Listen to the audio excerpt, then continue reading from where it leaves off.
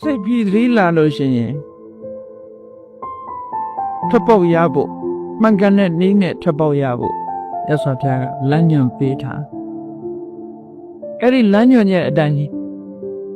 လိုက်နာကျင့်ကြံရုပ်ကိုအားထုတ်မယ်ဆိုလို့ရှိရင်ညီတူမှစိတ်ထဲမှာပောက်ကွဲမှုတန်တွေကိုခံရမှာမဟုတ်ပါဘူးချစ်လာလို့ရှိရင်လည်းထွက်ပေါက်ရသွားမှာပါ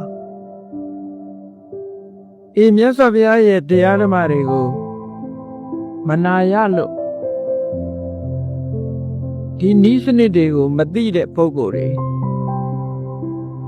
ဘုရားတရားတော်တွေကိုမျက်ကွယ်ပြုနေလို့ဒီနည်းစနစ်ကိုမသိတဲ့ပုဂ္ဂိုလ်တွေဟာစိတ်ရထွက်ပေါက်ဆိုပြီးတော့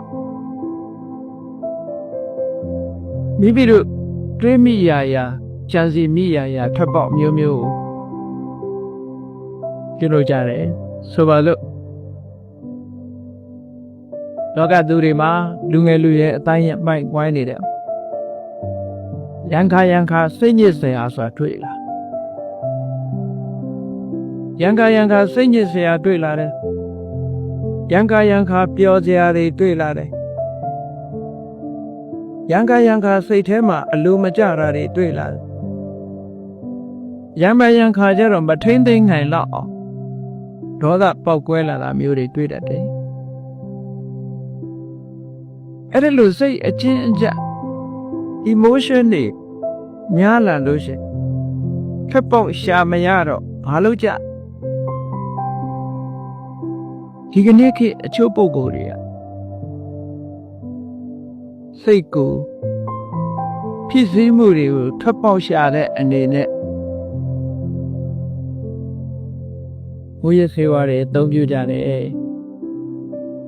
အရက်သေးသားတွေတောက်စားကြတယ်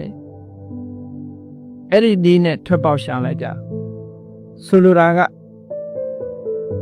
ယတနာစိတ်ထဲမှာဖြစ်လာရင်ထိုယတနာကိုမေ့ပြစ်ဖို့ကြိုးစား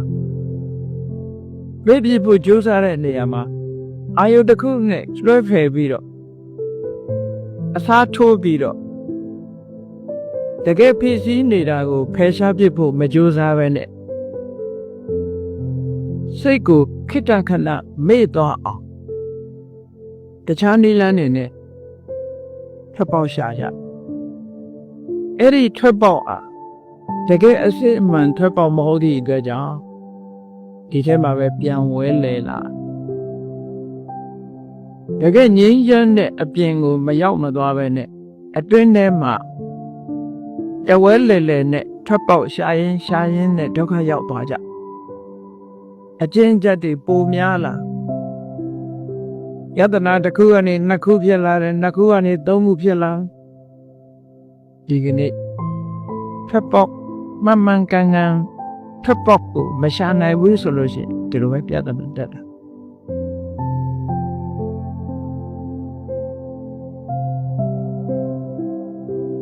တချို့ကပြောကြတယ်မဟုတ်လားလူတယောက်